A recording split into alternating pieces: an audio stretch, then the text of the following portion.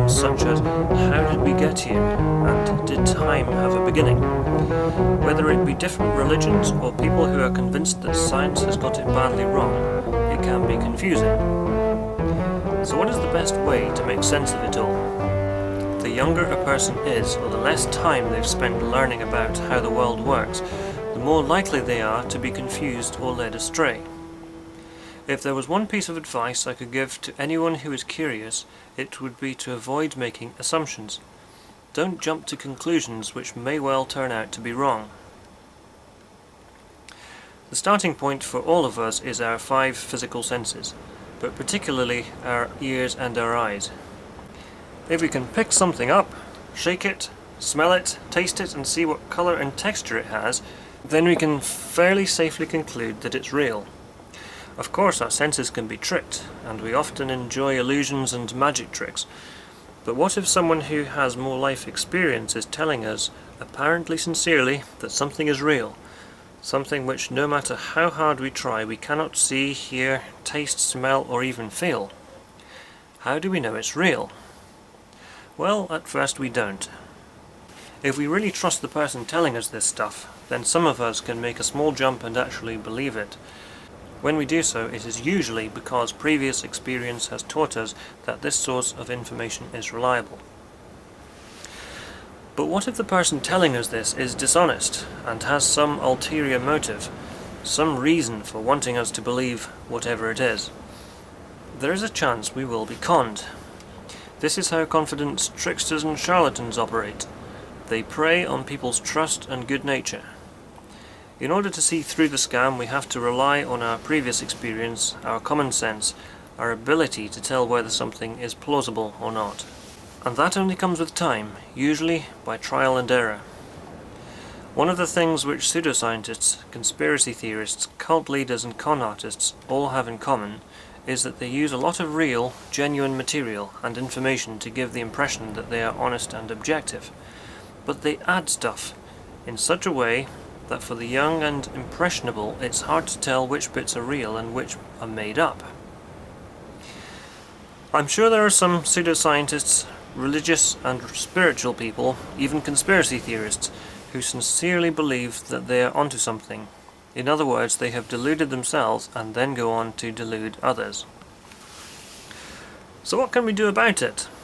Well, all I can suggest is that if we spot something which we know is wrong, whether it be in real life or online, we can politely intervene and point out to whoever it may concern where the error is and try to explain how and why it's wrong, so that the confusion can be minimized.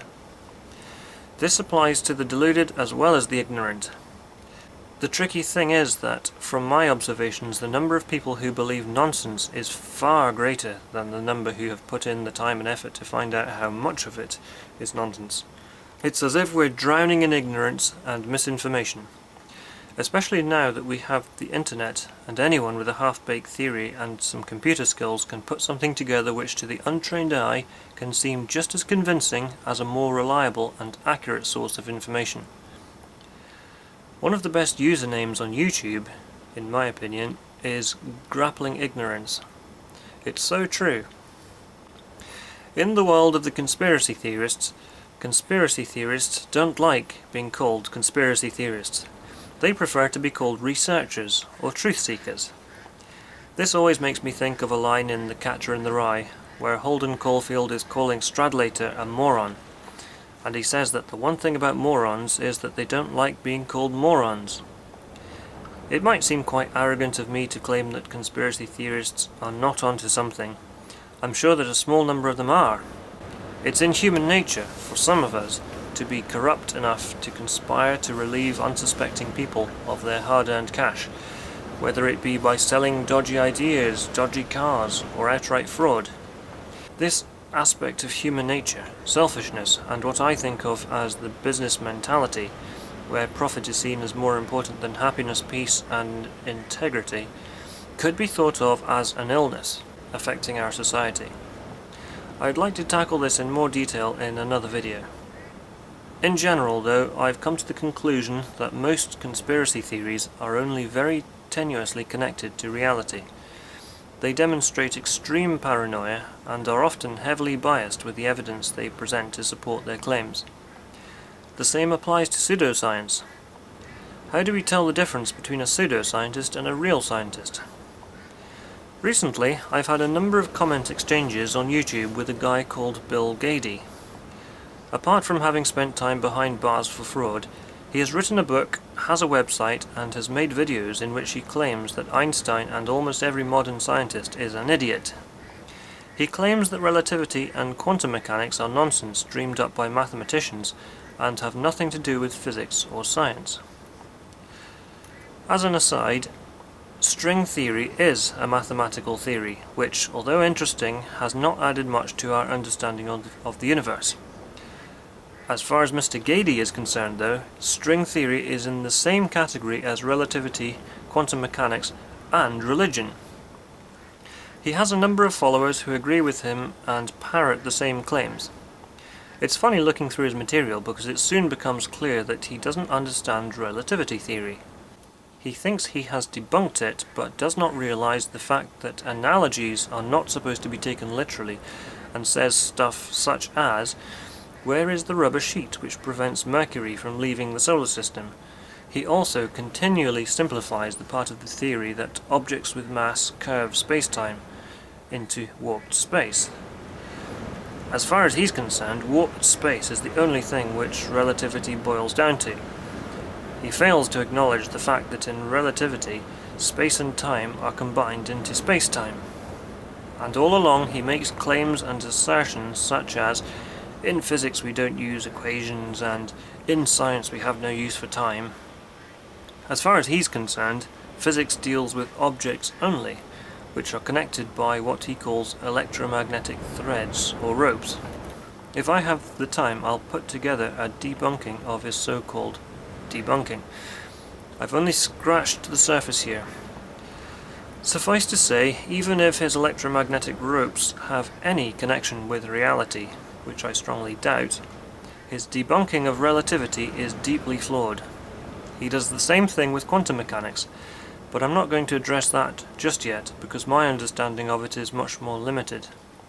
Anyway, I'd say he's a good example of a pseudoscientist. A real scientist would never make comments such as these.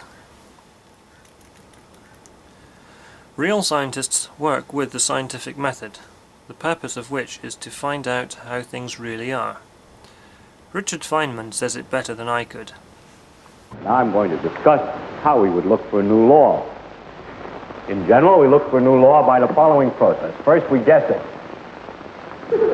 Then we well, don't laugh, that's really true. Then we compute the consequences of the guess to see what, if this is right, if this law that we guessed is right, we see what it would imply, and then we compare those computation results to nature, or we say compare to experiment or experience. Compare it directly with observation to see if it works. If it disagrees with experiment, it's wrong. And that simple statement is the key to science. It doesn't make a difference how beautiful your guess is, it doesn't make a difference how smart you are, who made the guess, or what his name is. If it disagrees with experiment, it's wrong. That's all there is to it. In A Demon-Haunted World, Carl Sagan wrote about a baloney detection kit. I'll read a short extract here. What's in the kit? Tools for skeptical thinking. What skeptical thinking boils down to is the means to construct and to understand a reasoned argument, and, especially important, to recognize a fallacious or fraudulent argument. The question is not whether we like the conclusions that emerge out of a train of reasoning, but whether the conclusion follows from the premise or starting point, and whether that premise is true. A baloney detection kit is something I think should be encouraged in everybody. As always, thanks for watching, and don't take my word for it.